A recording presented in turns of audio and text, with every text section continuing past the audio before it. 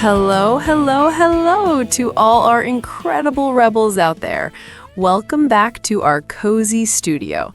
Today is not just any regular day. Today is the day we master one of the most essential building blocks of the English language. Daniel, I was thinking this morning while I was brushing my teeth, ownership is everywhere, isn't it? From the moment we wake up until we go to sleep, we are constantly defining what belongs to us and what belongs to others. Hi, Emma. Hi, Rebels. You are absolutely right. Ownership isn't just about money or expensive things. It's about identity. For example, right now I am sitting in my favorite chair. I am looking at my notes, which I spent 3 hours writing last night with my old fountain pen.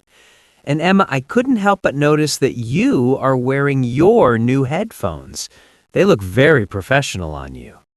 Thank you, Daniel. Yes, these are my new headphones, and I love them because their sound quality is amazing. But wait, Rebels, did you hear that? In just 30 seconds, Daniel and I used my, your, and their. These are possessive adjectives. They're like little labels we put on the world to show who the boss of an object is. Without these words, English would be a total disaster. Imagine trying to explain that someone stole your car without using the word my. You would just say, man took car. Which car? Whose car? It becomes a mystery. Exactly. It's the difference between a house and my house. One is just a building. The other is a home. Today we are going to dive deep into the ocean of these words.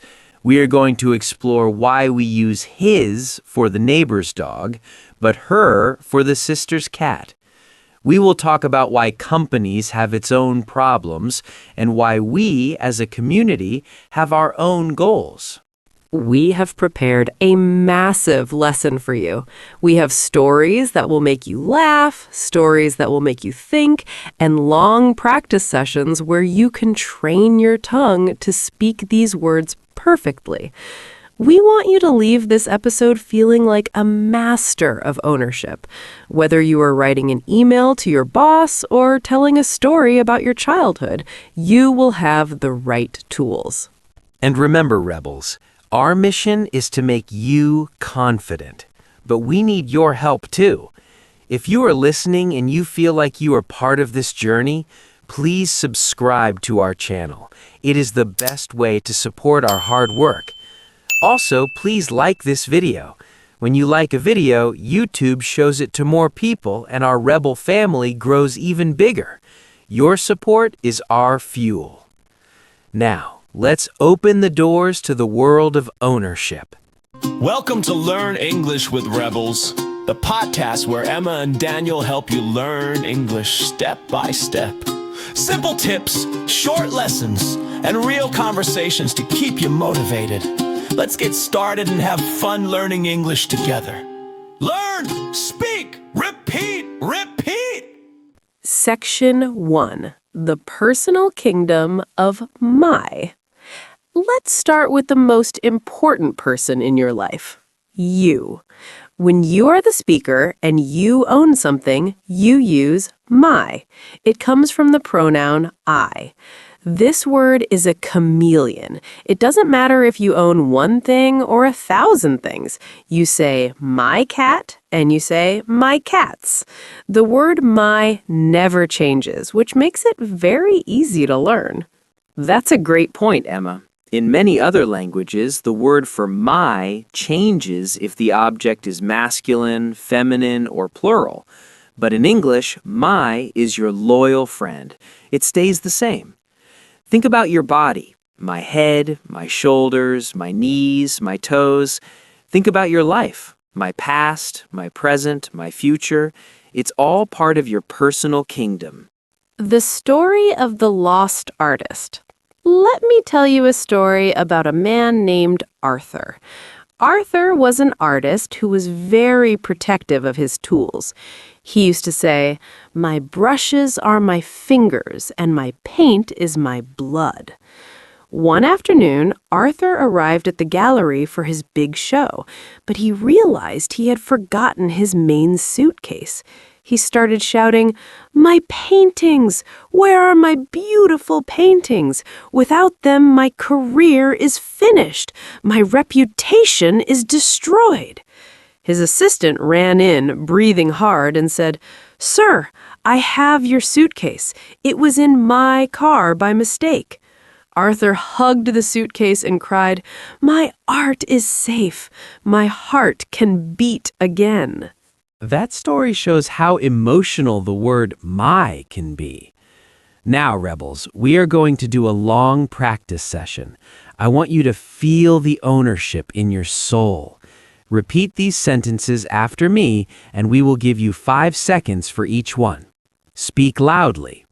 I am protecting my dreams because they are my future. This is my favorite book, and these are my favorite characters. I need to find my passport before I start my international trip. My mother always tells me that my happiness is her priority. I am washing my hair and my face with my favorite soap. My office is small, but my desk is always very clean.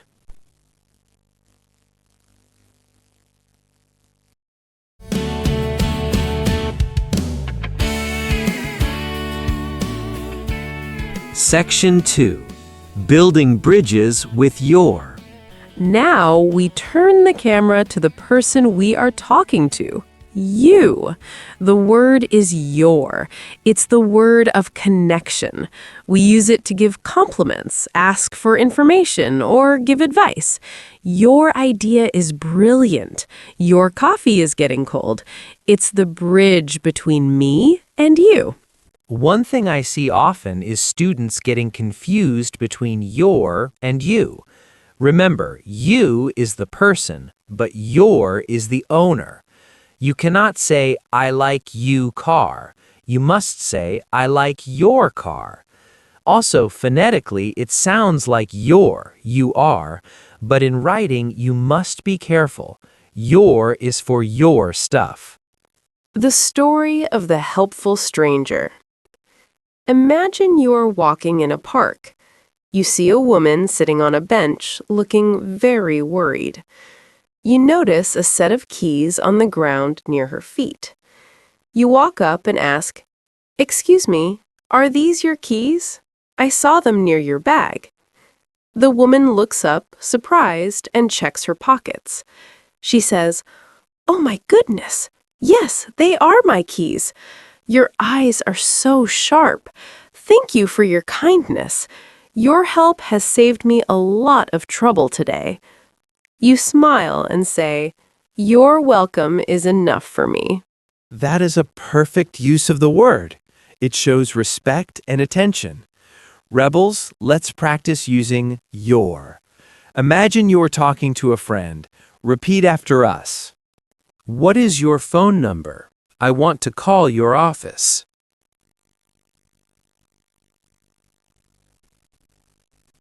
I really admire your courage and your positive attitude.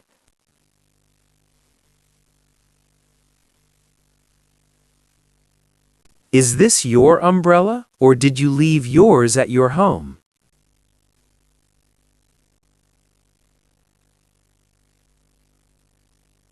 Your teacher is very impressed with your English progress.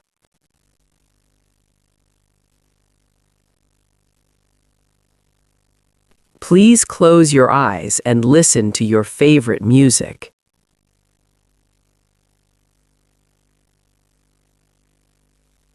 Your dinner is ready on the table, so wash your hands.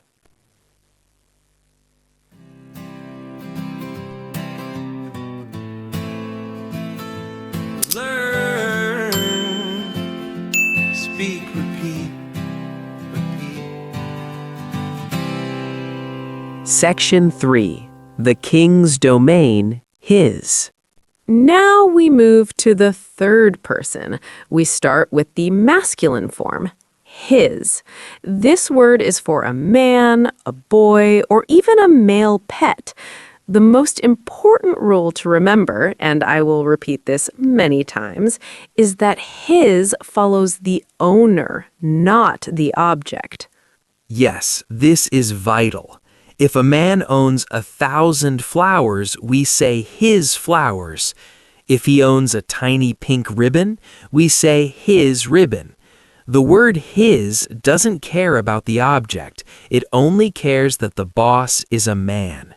It's a very masculine, stable word. The story of the proud father. Let's talk about a man named Anderson. Mr. Anderson is very proud of his son David. David is a talented musician. Every day, Mr. Anderson carries his son's heavy guitar to the school. He tells everyone his talent is a gift and his music makes the world better. I am just his roadie. One day, David won a big prize. Mr. Anderson wiped his eyes and said, "His success is the greatest moment of my life. I am so proud of his hard work and his dedication."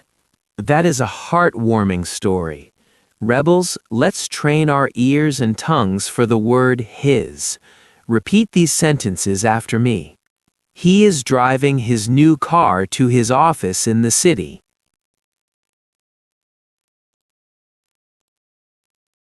His brother is a pilot, and his father is a famous doctor.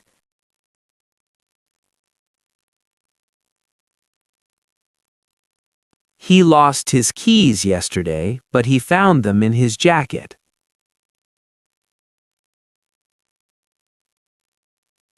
His favorite hobby is playing football with his best friends.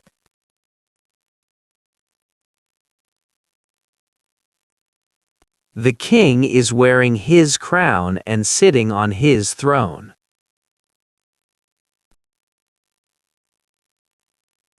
His house is very modern and his furniture is expensive.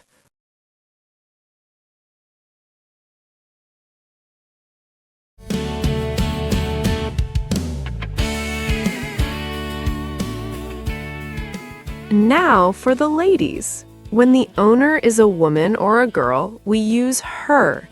This is where many students make their biggest mistake.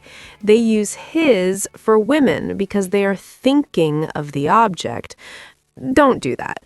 Always look at the woman. If it belongs to Sarah, it is her book. If it belongs to the queen, it is her palace. Exactly.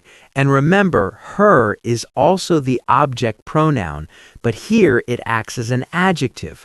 Her hair, her smile, her dream. It's a very elegant word that covers everything in a woman's world. The story of the scientific discovery. Dr. Alice is a brilliant scientist. She spent 10 years in her laboratory. Everyone said her ideas were crazy, but she didn't listen. She trusted her instincts. One night, she looked through her microscope and saw something amazing. She called her assistant and said, "Look, her theory, nature's secret, is finally visible. Her patterns are beautiful."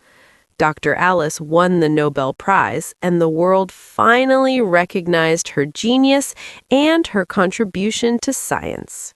What an inspiring story! Let's practice using her. Rebels, repeat these sentences clearly. She is writing a letter to her grandmother in her garden.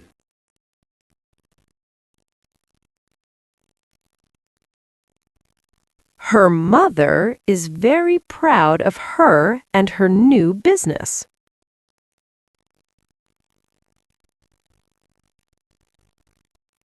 She loves her cat and she always brushes her soft fur.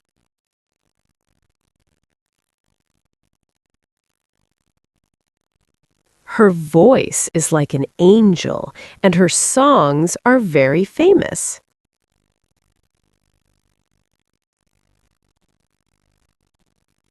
She misplaced her glasses, so she can't find her book.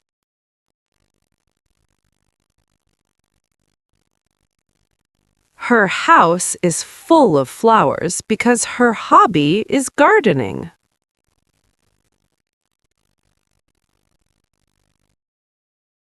Hey Rebels, welcome to Learn English with Rebels, the podcast where Emma and Daniel help you learn English step by step.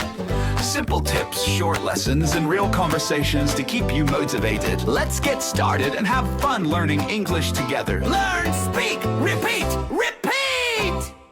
Now we come to the one that almost everyone forgets. It's. This is for ownership by a thing, a place, a company, or an animal if we don't know the gender. A very common mistake is adding an apostrophe. Rebels, listen to me. It's for ownership has no apostrophe, ITS. If you add an apostrophe, it becomes it is. We use its to describe parts of a whole, the car and its engine, the city and its history. The story of the mysterious island. Many years ago, sailors found a mysterious island.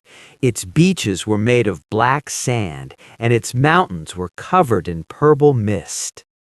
The island was famous for its strange birds. Its trees produced a fruit that tasted like honey. The explorers wrote in their journals, "This island is magical. Its beauty is dangerous, but its secrets are worth discovering." Beautifully said. Let's practice the object ownership. Repeat after us. The tree is shaking its branches in the strong wind.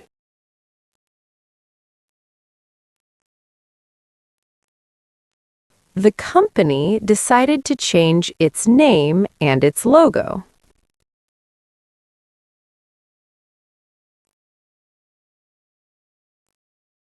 The dog is chasing its tail and playing with its toy.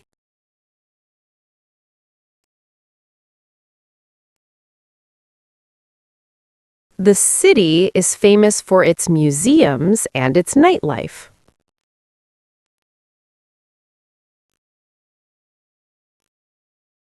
The robot is charging its battery and checking its sensors.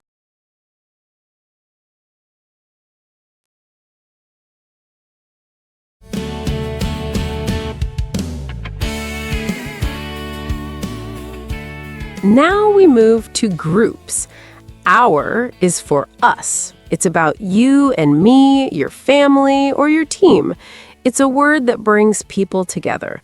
When we say our podcast, we are saying that this belongs to Daniel, Emma, and all the rebels. I love this word. It's about shared responsibility and shared joy. Our victory, our problem, our home. Phonetically, it sounds like hour, 60 minutes, but it means belonging to us. The story of the community garden. In a small town, the people decided to build a garden. They said, "This is our land, and we will grow our food together." Every Saturday, families brought their tools. The children said, "Look at our tomatoes! Look at our sunflowers!" When the harvest came, the whole town had a feast. They said, "Our hard work has created this beauty. Our community is stronger because of our shared garden." Let's practice the group us word. Repeat these sentences.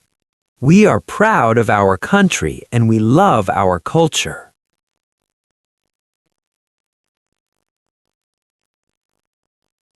Our teacher is very patient with our difficult questions.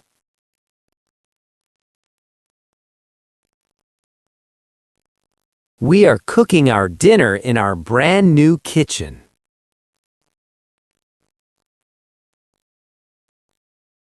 Our goal is to speak English fluently with our friends.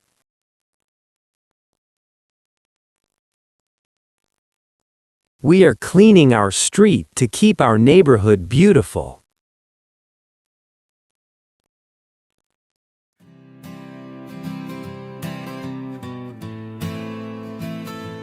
Learn, speak, repeat, repeat. Finally, we have their. This is for ownership by a group of other people, they. Just like your and our, it doesn't change if the object is plural. Their child, their children. Be very careful with the spelling here. T-H-E-I-R. It sounds like their place and there they are. If you write it incorrectly, it can change the whole meaning. There is about what they own. The story of the new neighbors. Last week, a new family moved into the house next door. Their truck was massive and their boxes were everywhere. Their children were running around the yard with their dog. I went over to say hello. They were very kind. They showed me their new furniture and their beautiful garden. They said, "Our old house was nice, but we love our new neighbors and their friendly smiles." Practice there with us.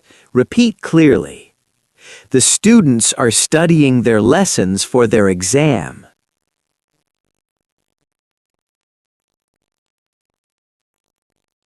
They are washing their car and cleaning their windows.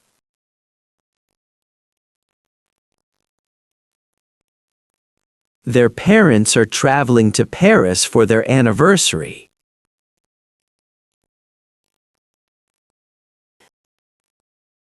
The birds are protecting their nest and their eggs.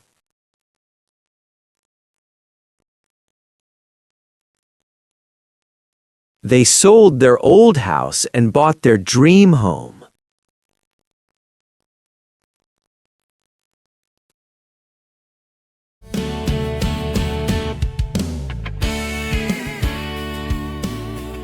Now let's talk about the mistakes that even native speakers make. This is the spelling trap, and it can make you look unprofessional if you don't master it. Yes, let's talk about your versus your.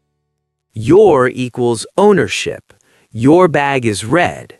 Your equals you are. You're a great friend. If you write you're beautiful, it is wrong. It must be you're beautiful. And the big one, it's versus its. It's, ownership. The dog lost its bone. It's equals it is. It's raining outside. Never, ever put an apostrophe in a possessive adjective. The story of the confused editor. A young man was working as an editor for a newspaper. He saw a headline that said, "The city celebrates its birthday." He immediately stopped the machines. He said, "No, it's with an apostrophe means the city celebrates its birthday. That is nonsense. Change it to its immediately." His boss was so happy that he gave him a promotion. The editor saved the newspaper's reputation with just one little apostrophe. Let's practice these tricky pairs. Listen carefully and repeat. You're a very smart person and your English is improving.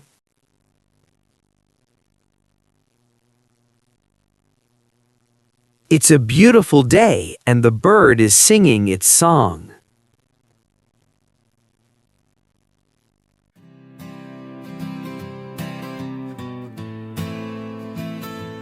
Learn, speak, repeat, repeat.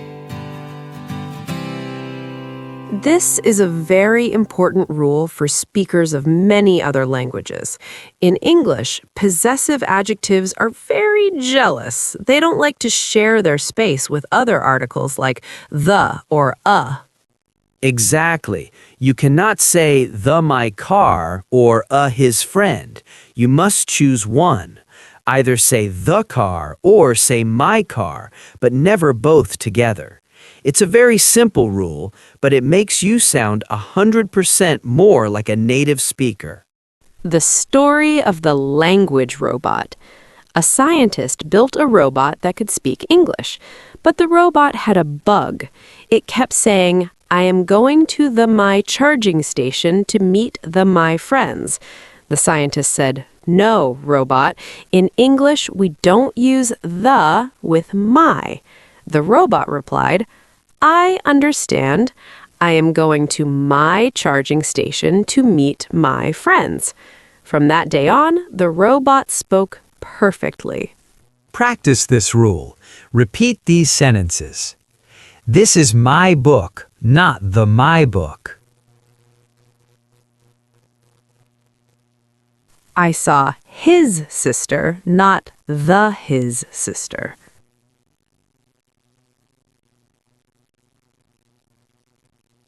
Wow, we have reached the end of this epic journey. Rebels, you have spent a long time with us today, and we are so proud of your stamina.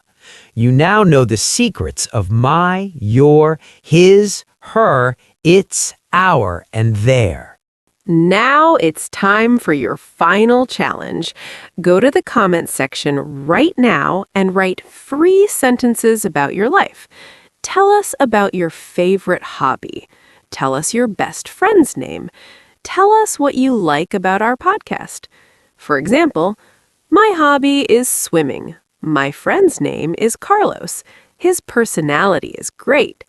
I love your podcast because its stories are funny. We will be reading every single comment and checking your grammar. Don't forget to subscribe if you haven't yet and like this video. In the next episode, we are going to explore prepositions of place: in, on, at. We will learn how to say exactly where your cat is hiding. Until then, keep practicing, keep listening, and always stay a rebel. Bye, Rebels. See you in our next lesson. Bye for now.